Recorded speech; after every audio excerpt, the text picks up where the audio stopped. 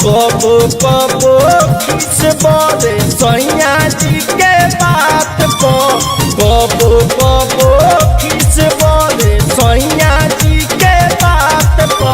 तो सखी रे चुमा मांगे लपियावा रोजे दाल भात को। तो सखी रे चुमा मांगे लपियावा रोजे दाल भात को।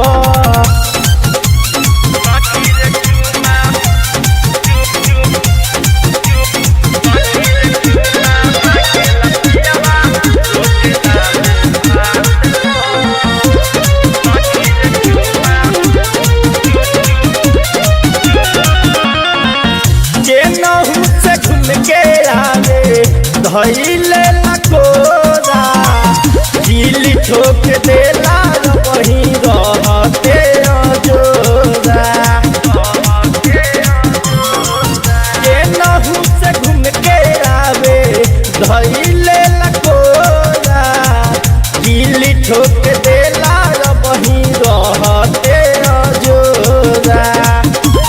मांगेला मोहब्बत के चटनी चाटे खाती हाथ को, मांगेला मोहब्बत के चटनी चाटे खाती हाथ को।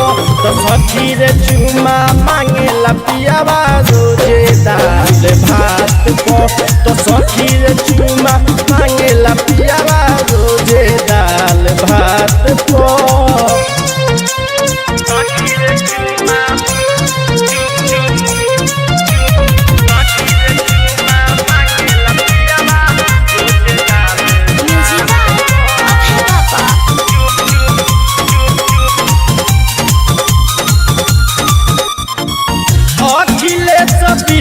बल के रहन नइखे नीक हो, उनके चलते भइल भावे मेन ढाला लीक हो।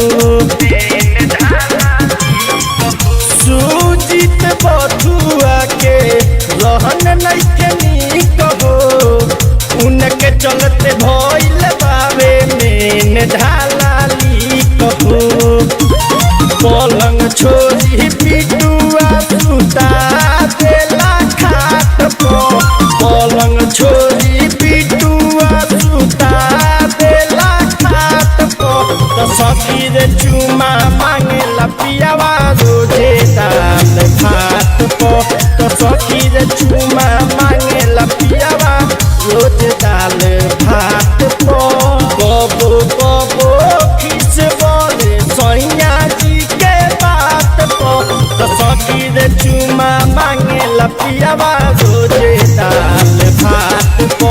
तो सखी रे चुमा मांगेला पियावा रोजे दाल भात को। Capital recording studio Rajendra college मोड़ छपरा।